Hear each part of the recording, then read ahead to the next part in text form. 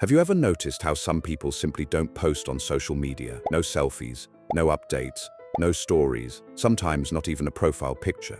While everyone else documents their lives online, these people stay silent, almost invisible. But the real question is, why? Why do some people avoid posting, sharing, or even participating in a world almost everyone else is obsessed with? Is it insecurity, privacy, confidence, or something much deeper happening in their psychology? Stay with me until the end, because what you'll discover might explain your own relationship with social media. First, there is the privacy protective mindset. For many people who don't post online, the issue isn't that they have nothing to share, it's that they value privacy more than attention. They don't want strangers watching their life, judging their relationships, or forming opinions based on fragments of who they are. This mindset is connected to low self-disclosure, a psychological trait found in people who feel safer keeping their inner world protected.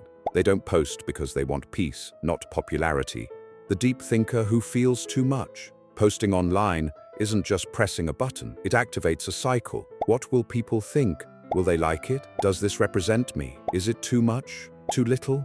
For deep thinkers, this mental spiral becomes exhausting. They analyze everything: the caption, the timing, the message, the impression. Psychologists call this high self-monitoring, when someone is deeply aware of how they appear to others. So instead of posting, they retreat. Silence feels simpler than overthinking. The person who seeks real connection.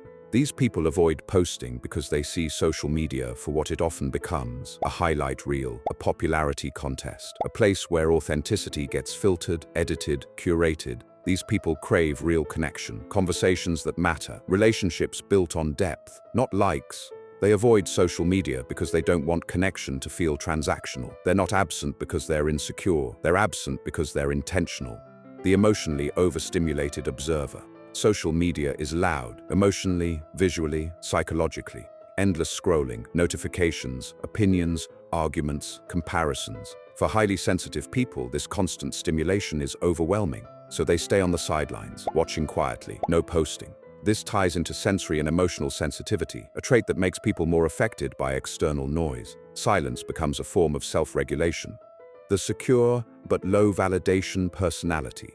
Some people simply don't need external validation. They don't rely on likes, comments, or follow accounts to feel valuable. Psychologists call this low social reward dependence, being internally motivated rather than driven by approval. These people are confident, but quietly. They don't post because they don't need the world to witness their life in order for it to feel meaningful.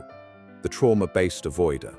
There's a deeper layer that many never notice. Some people avoid posting because they've been hurt online before, mocked, judged, rejected, or dealt with conflict, drama, and emotional pain that came from being visible. Their nervous system remembers the threat, so they disappear, not because they want to hide, but because hiding feels safe. This connects to avoidant coping, a response learned from negative experiences. The quiet observer who learns more than they share. Some people aren't there to be seen, they're there to see. These are the silent observers, the ones who rarely post but always understand trends, people, and dynamics deeply. They consume more than they create, not out of fear, but out of curiosity. Posting is optional, observing is natural.